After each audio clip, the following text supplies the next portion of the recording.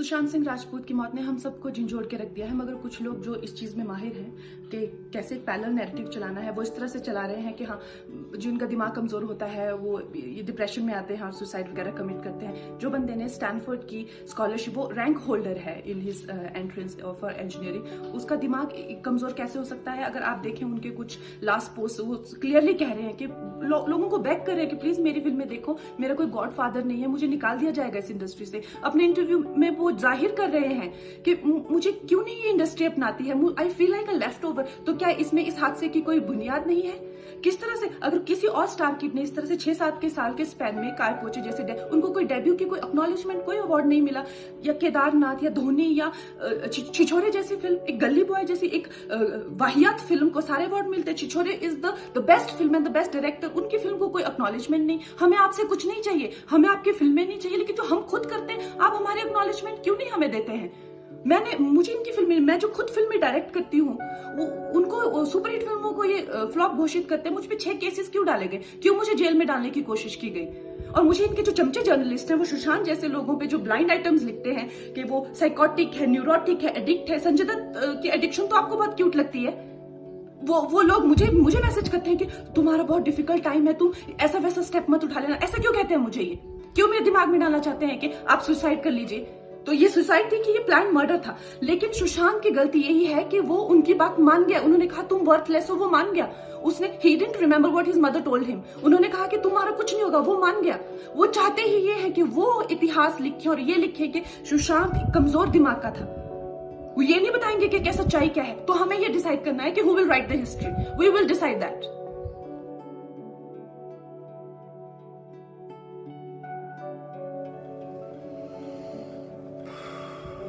कुछ जज्बातों को, कुछ दुखों को, कुछ हादसों को शब्दों में बयां करना बड़ा मुश्किल होता है। सुशांत सिंह राजपूत के जाने का मुझे जो दुख है उनका, तो मैं, इस खबर ने मेरी आत्मा को ठंडा कर दिया, आत्मा को निचोड़ दिया है। दिल तक तो बात पहुंचती है, लेकिन आत्मा तक जो है वो दहल गई है। ये वीडियो बनाते वक्त भी सोच रहा हूँ क्या बोलूँ मैं, पर बोलने से कभी कभी, शेयर करने से कभी कभी नहीं, इस खबर पर तो शेयर करने से भी दुख कम नहीं हुआ। मैंने MS Dhoni the untold story में सुशांत के फादर का रोल किया था, और क्योंकि कहानी बाप बेटे की थी और इसलिए रिश्ता भी ऑफ द स्क्रीन बाप बेटे जैसा ही हो गया था। कुछ लोग चले जाते हैं तो उसका सदमा बाद में लगता है, लेकिन वो चले क्यों गए इसका सदमा पहले लगता है।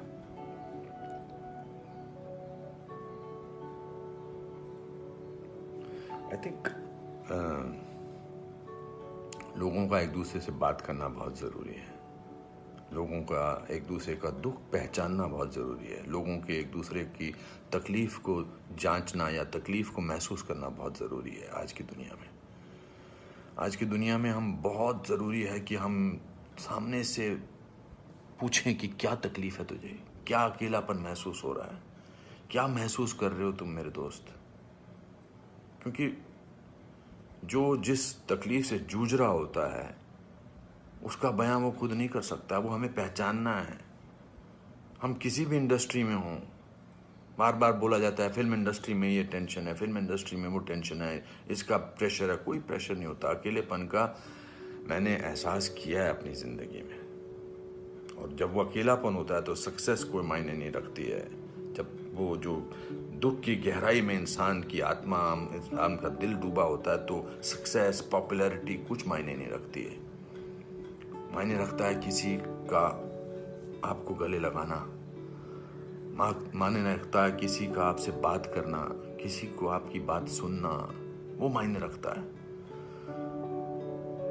उसके घर वालों के बारे में सोच रहा हूँ सुशांत के, उनका क्या हाल होगा। मैं तो फिल्मी बाप था उसका, तो मैं इतने तकलीफ और दुख से गुजर रहा हूँ, तो उनके जो खुद के पिताजी हैं, उनके घर के बाकी जो मेंबर्स हैं, उनका क्या हाल होगा। 34 साल का लड़का, बहुत तकलीफ है। मैं बड़ा पॉजिटिव आदमी हूँ और इस लॉकडाउन में मैं बहुत पॉजिटिव रहा हूँ। मैंने अपने आप को बहुत संभाला है, लेकिन इस खबर ने तो मुझे झकझोर के रख दिया है। बहुत ही was very very positive, very energetic. Anupam ji ऐसे ट्राई करते हैं, अनुपम जी ऐसे ट्राई करते हैं। कभी मैं उसको कहता था यार शांत हो जाए यार प्लीज़। कहता नहीं आपने तो अपना करियर बनाना है, मुझे करना है। He will constantly keep rehearsing scenes with me. We'll spend time. बहुत ज़्यादा नज़दीक नहीं आ पाया मैं उसके, because the pressure of the shooting was there. We had to finish. We wanted to do that, and I wanted to give him space because he had internalized the role of MS Dhoni. So, but बहुत क्या बेमानी सा लगता है सब कुछ। तो मेरे दोस्तों, एक दूसरे को पहचानो, एक दूसरे का दुख दर्द। ऐसे ही पैंडेमिक ने, ऐसे ही हमारे हालात अजीब से कर रखे हैं। इस पूरे लॉकडाउन ने हमको अकेला कर रखा है। तो इस त्रासदी से, इस घबराहट से हमको समझना चाहिए एक दूसरे का दर्द, एक दूसरे की तकलीफ, एक दूसरे का अकेलापन समझना चाहिए और बढ़ावा देना चाहिए प्यार को, पॉजिटिविटी को, कंपैशन को।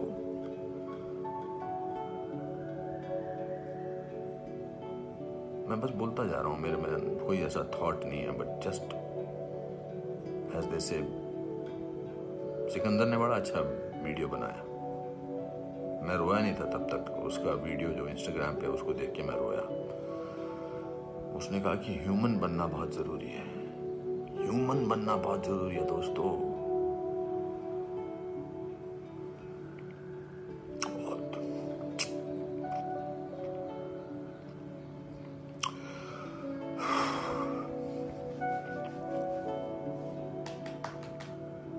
चलो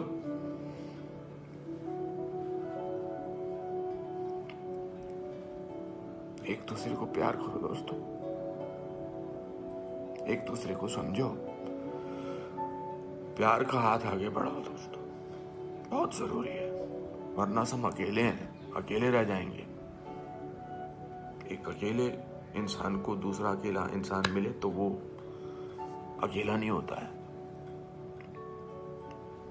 प्यार बांटो।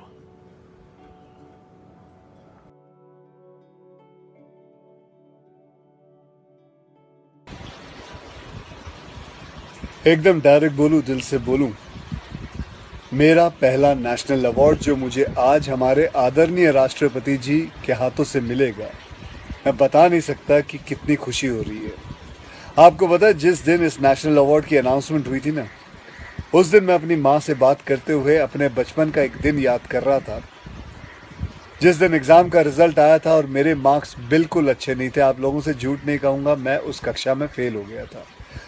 रिपोर्ट कार्ड लाते हुए मैं ये सोच रहा था कि आज घर में बड़ी कुटाई होने वाली है यार। उस दिन मेरे पिताजी ने मुझे सामने बिठाया और बड़ी शांति से कहा, देखो बेटा, तुम करना क्या चाहते हो, ये बताओ मुझे, बताओ करना क्या चाहते हो। मैंने कहा, पापा मैं स्पोर्ट्स में मन लगता है मेरा, मैं खेल कूद करना चाहता हूँ, खिलाड़ी बनना चाहता हूँ। उन्होंने कहा ठीक है, फिर उसमें ध्यान दो, हम सपोर्ट करेंगे, साथ में थोड़ी पढ़ाई भी करो। आप विश्वास नहीं करोगे, खेलते खेलते मैं मार्शल आर्ट करने लग गया, मैं मॉडलिंग में आ गया, एक्टिंग शुरू कर दी। उन्होंने हर चीज़ में मुझे सपोर्ट किया। अगर उस दिन मेरे पेरेंट्स ने ये ना समझाया होता कि मेरी स्ट्रेंथ किस चीज़ में है, तो आज मैं सोच भी नहीं सकता कि ये नेशनल अवार्ड कभी मेरे हाथ पे होता। ये अपने लाइफ की कहानी मैं आपको एक वजह से सुना रहा हूँ। कुछ दिन पहले अखबार में मैंने पढ़ा था कि एक IIT के स्टूडेंट्स ने फांसी लगा के आत्महत्या कर ली, स्ट्रेस में था पढ़ाई के लिए। उससे कुछ दिन पहले मुंबई में एक मैनेजमेंट स्टूडेंट ने एक 5 स्टार होटल के रूम से छलांग लगाकर अपनी जान दे दी, एग्जाम में फेल हो गया था। मैं कहीं ये भी पढ़ रहा था कि करीब 8 लाख लोग हर साल वर्ल्ड में अपनी जान खुद ले लेते हैं और उसमें तकरीबन 1.5 लाख लोग सिर्फ हिंदुस्तान से होते हैं। और यंग लोगों में आत्महत्या के सबसे बड़े कारण जो होती है वो होती है पढ़ाई। या फिर रिलेशनशिप का स्ट्रेस? क्यों? तुम्हारी जान एक एग्जाम के मार्कशीट से सस्ती हो गई है? नहीं। ऐसा क्या पढ़ाई कर रहे हो? इससे तो देश के लिए सरहद पे जाके जान लगा दो दांव पे। चाहे कोई भी बड़े से बड़ा स्ट्रेस हो लाइफ में, एक बार इमेजिन करो अपने माँ बाप की हालत अगर उन्हें पता चले कि तुमने अपनी जान ले ली है, खुदकुशी कर ली है। शायद आप सोच भी नहीं सकते कि उनको कैसा फील होता होगा। मान लिया कि आपका स्ट्रेस बहुत बड़ा है, पर इतने हल्के में मत लो अपनी लाइफ को यार। आपको पैदा करने वालों को जिंदगी का सबसे बड़ा दुख देके मत जाओ। और पेरेंट्स से भी यही कहूंगा, यही पूछना चाहूंगा कि कहाँ गए वो जमाना, कहाँ गया वो जमाना जब आप लोग अपने बच्चों के साथ डिनर टेबल पे बैठ के बातें किया करते थे, पूछा करते थे कि कैसा चल रहा है, आपके दोस्त कैसे हैं, पढ़ाई कैसी चल रही है। आज आपका बच्चा आपको अपना स्ट्रेस कैसे बताएगा जब आप भी अपने फोन में आंखें गाड़ के बैठे हो और आपका बच्चा भी फेसबुक पे फ्रेंड्स ढूंढ रहा है। ऐसा क्यों होता है कि जब बच्चे को हाथ पांव पे चोट लगती है तो आप फट से डॉक्टर को बुला लेते हो, लेकिन अगर उसे दिमाग में स्ट्रेस हो तो हम बस एक लेक्चर झाड़ देते, कहते थे बेटा नो, थिंक पॉजिटिव बेटा, थिंक पॉजिटिव। मेंटल हेल्थ के लिए भी डॉक्टर या काउंसलर से हेल्प लेना उतना ही जरूरी है जितना और किसी तकलीफ के लिए। इसमें कोई शर्म की बात नहीं है। देखो, मैं कितना भी ज्ञान दे दूं, सोचना आपको खुद ही है कि आपकी जान आपकी सबसे कीमती चीज है। कोई स्ट्रेस आए ना तो उसको बोल देना बहुत अच्छा है। अपने अंदर घुलना, उसको अंदर रखना, दबा के रखना बिल्कुल नहीं। किसी दोस्त को बोल दो या अपने माँ बाप से शेयर करो। मेरे एक फ्रेंड ने उस दिन व्हाट्सएप पे एक बहुत काम की बात फॉरवर्ड की थी। एक हॉस्पिटल की ओपन हार्ट सर्जरी यूनिट के बाहर एक शेर लिखा हुआ था, मैं आपसे शेयर करना चाहता हूँ। वहां लिखा हुआ था कि अगर दिल खोल लेते अपने यारों के साथ तो आज खोलना ना पड़ता औजारों के साथ। भैया मुझे एक प्रॉमिस करो कि आज एक प्रॉमिस करो कि टेंशन कोई भी हो, सोल्यूशन है, कहीं ना कहीं उसका सोल्यूशन है। और वो सोल्यूशन आत्महत्या बिल्कुल नहीं है, कभी नहीं है, किसी हालत में नहीं है। अपना ध्यान रखो। मिलते हैं फिर। Till then, next time, good bye, जय Hind.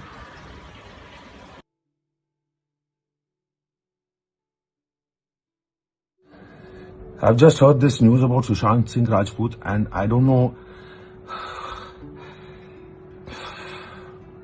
it's unbelievable and it's an unbearable tragedy.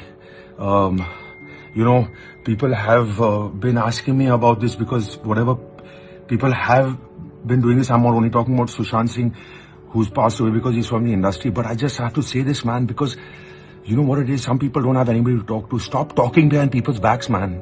Stop bitching people out. Stop gossiping, man. What do you people... Some people don't have people to talk to, okay? And they're helpless. And this is what it's probably driven him to. Just stop it, man. Just stop it. Some people are not as blessed or are not you. Maybe they're going through something. Let them do what they're doing, man. They're not harming you. They're not harming your family. They're not doing anything. Stop talking about people behind their back if you have nothing good to say. Why do that? This is a bloody cruel industry, man. You need to be strong. It's damn tough, yeah? He must have been alone. He must not have had anybody to talk to. Look at what's happened. No, you don't even know what it is. But just stop, yeah. Just stop. Maybe that's not the reason, but some people are alone. I know I am many times. I know I don't have people to talk to as well. It's just tragic. You know? Whoever's out there, just if you have nothing good to say about somebody, don't say anything. It's good for you. This is such a... Just try and be good, man. Bloody human beings are a bloody virus, man. Human beings are a virus, you understand? Corona and Earth is bloody taking us down because of us. Because of what we do. We've taken over this earth. We've taken over everything. We're selfish, bloody mean people. Don't be so bloody greedy. Okay, some people are in a better place than others. Okay, success comes, success goes. Just leave people be. Okay, say something nice, encourage somebody, man, if they're going through something that's down. I've been through a lot of that as well. Say something, but you know, it's just shattering, yeah. This is just shattering. For anybody who loses their life and takes their own, and we don't have, some people don't have anybody to talk to. Just try not to be on any goddamn high horse, man. Everybody's time comes and goes. He was a son to a mother, to a father, and he was young, yeah.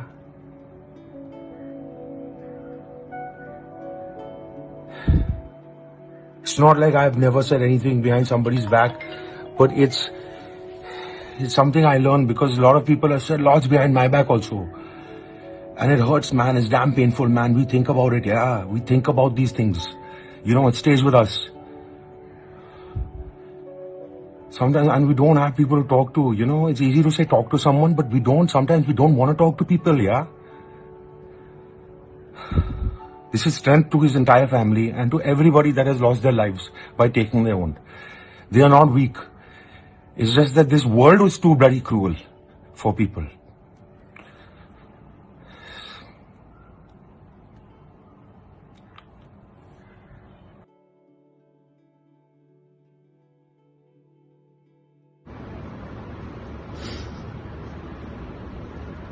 You gave me a forever in a limited number of days. And for that, I'm forever grateful.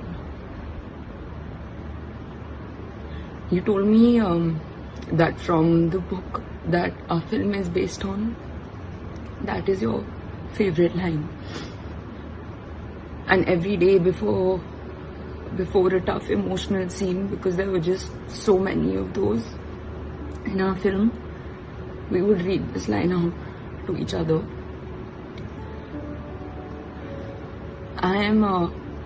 I'm really, really grateful to everybody who believe that Sushant is a artist beyond excellence, and I'm really thankful for all of your love and condolences.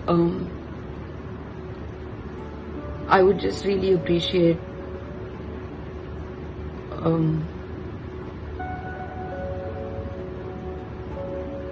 I don't even know what to say. All I can say is that, Vani, I promise that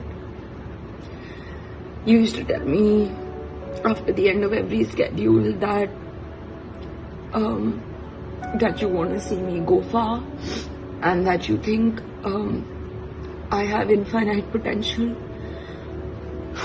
And we spoke about what we wanted to do for the purpose of education of children in India, and you had these insane ideas, and because I was doing all this work on ground, we spoke about bringing that together, and I just promise you that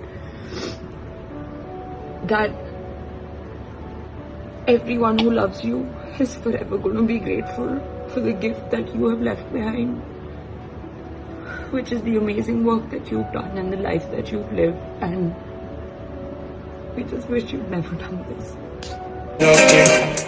और कैसे कोई सोच ले everything's gonna be okay.